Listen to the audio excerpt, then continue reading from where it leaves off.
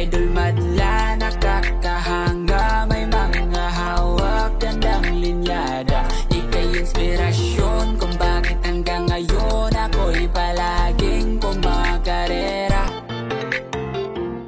Good day mga kalapatids, ito day 6 na tayo ng pag-upgrade ng loop natin dito sa baba. So ayan, apat na kami ngayon, si tatay, saka si Madla 3, saka si Madla 2. Ayan, may mga kulay na yung mga pader natin dito. Ako sinusukat ko yung ilalim na yon para lagyan natin ng steel matting yung ilalim. Kasi dun sa kabila, sabi ko sa inyo, di ba, mga retaso lang doon. Ayan, dyan natin lalagay mga retaso. Pero dito, ito, binuo natin to. Kasi kailangan buo dito sa side na to mga kalapatids eh.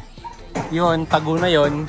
Kaya di baling putol-putol na yun nandun sa kabila, no? Para di tayo masyadong magastos sa steel matting. So, yan na yung sura, oh. Ganda na, kulay green na yan lahat mga kalapatids. Tapos ito, yung sobra na to, kakaltasin ko to mamaya, puputulin ko. Ayan. Kasi ano na to eh, kumbaga extra na lang to para magamit pa natin yung pagpuputulan na to. So, sa ibang pwesto. Tinanggal na rin ni tatay yung ibang brace, nilipat na niya para magamit naman natin sa ibang mga pwesto. Ayan, papasok tayo sa loob para makita nyo. So, primer muna sa labas, tapos sa susunod, lalagyan naman natin ng kulay blue. So, yung nakikita nyo na yung bali sa gilid na midnight blue na yan, yan ang magiging kulay ng kabila. So, ayan mga kalapatid. So, ang ganda, no? Diba? Lalo pag naging blue yan. Pero hindi pa magiging blue ngayon yan kasi tatapusin pa yung weldingan eh. Pag kumpleto na lahat, na welding na ni tatay lahat paikot, saka pa lang niya talagyan ng kulay blue yan. Si Madla to ngayon, nire-repaint niya yung mga kanto-kanto, yung mga sulok-sulok. Ayun o, yung mga pinag-weldingan. Para mas maging pulido. Ayan, nakita tayo. Ayan, ito, pipinturahan niya to mamaya. Yung iba dito na pinturahan niya, ibabalikan na lang niya. Ayan ang pinipinturahan niya ngayon. Yung mga sulok-sulok yung pinag-weldingan, yung mga kulay itim. Ano, para gumanda, mawala yung mga itim-itim. Ito, pipinturahan din niya. Lahat yan, pipinturahan mga kalapatids. Sa kabila naman dako, papasok tayo, kukunin na natin yung grinder. Kasi magpuputol naman ako dito sa gilid. Dito tayo. Kaya,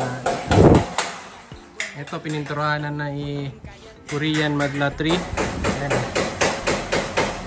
May kulay na dyan. Ito, may kulay na rin konti. Ito na lang yan. Tatapusin na niya to. Ayan ang pinipinturahan. Medyo makapal na rin yan kahit paano yan. Pwede na yan mga kalapatids, hindi naman tayo tunay na pintor kaya di natin perfect, super ganda yan. Malaga, safe sa kalawang yung look natin. Ayan. Oh, ito, pang kalapati lang to na pintor. Ito, pinutulan ni tatay yung ano dito, paayos ah. Takip pa. Ah, dapat pala spray nyo yung pang spray. Dapat kinaltas ko yan, di ba?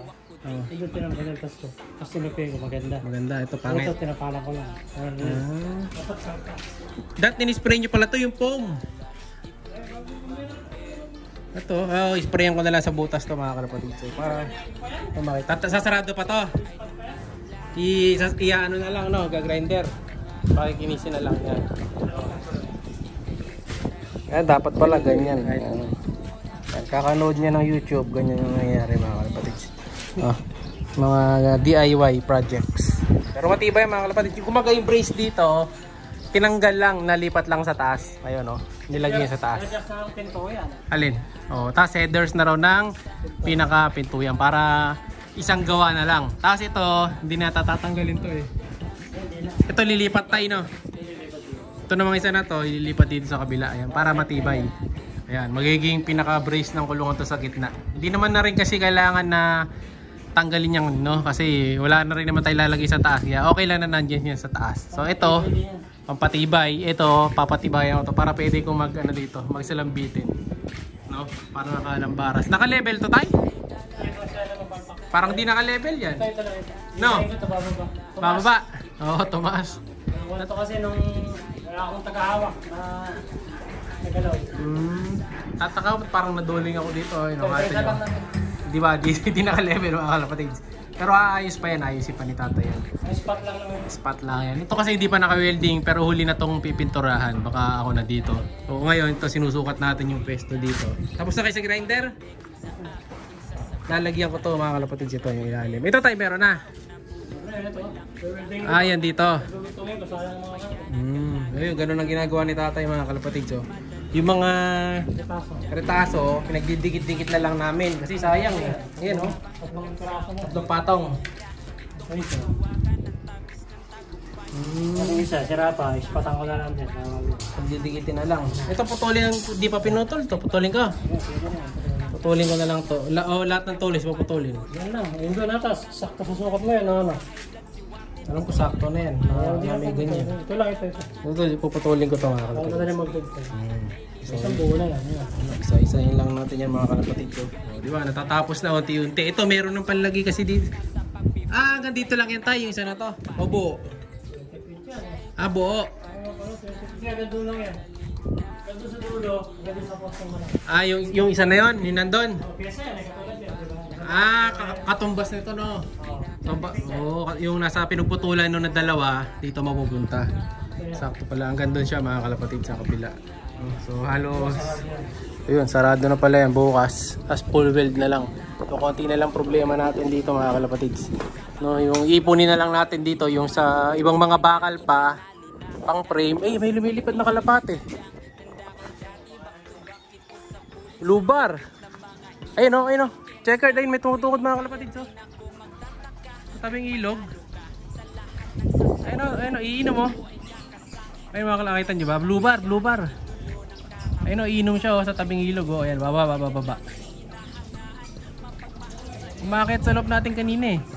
So wala pa rin yung isa nating ibon, yung dark check. Nadagit na yata. Pero tiwala ako na uuwi pa yon. Hanggang bukas, wait natin siya. Ayun yung blue bar mga kalapatid. So yan yata yung binugo ko kahapon sa bubong. Yung pinaalis ko. Ha? Yan yun no. Kanino kaya to? Siguro binili to tapos tinraining. Kaso hindi siya makauwi. Ayun o, bumababa sa tubig o. Uhaw o. So delikado yung mga gatong uhaw na ganyan. Minsan kasi pag ganyan may sakit. Kaya panayang inom. No? So medyo delicates din. Tingnan natin ano gagawin niya. Uhaw talaga mga kalapatid. Sakali mo ba dito, palisin natin kasi may dalawa akong ibon dito. Di ba pinailis nga natin nung nakaraya kasi may dalawa tayong ibon. Makakakumadagit sila. No? Balikan na lang natin yan mamaya. Tapos ito yung pag-ipunan pa natin yung gagawin hagdan dito. Paliko, dumanggagaling yan. Diba? Kasi lagi may tubig dito. So dito manggagaling yung hagdan dapat. Ayan dito. So maganda na mga kalapatid. Forma na. Ito ayusin natin to. Tatanggalin natin yung mga kalawang yan.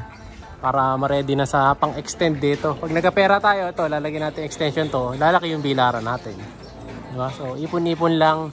Matatapos din unti-unti. Ito katagal natin tong natenga. Ngayon lang ulit natuloy yung construction natin. No? So ito kami-kami lang. Matatapos din natin yan.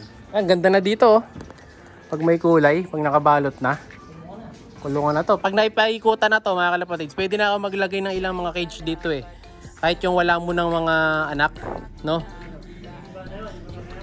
Gigibay, pwede nang gigibay na naman kasi namin to mga kalapatid yung kabila. Kaya na bago pala gibayin, dapat maayos yung flooring tayo. Flooring. Dapat makinis yung flooring nito. Pag basta nakulong na to, tapos may flooring na, nakinis ng gilid.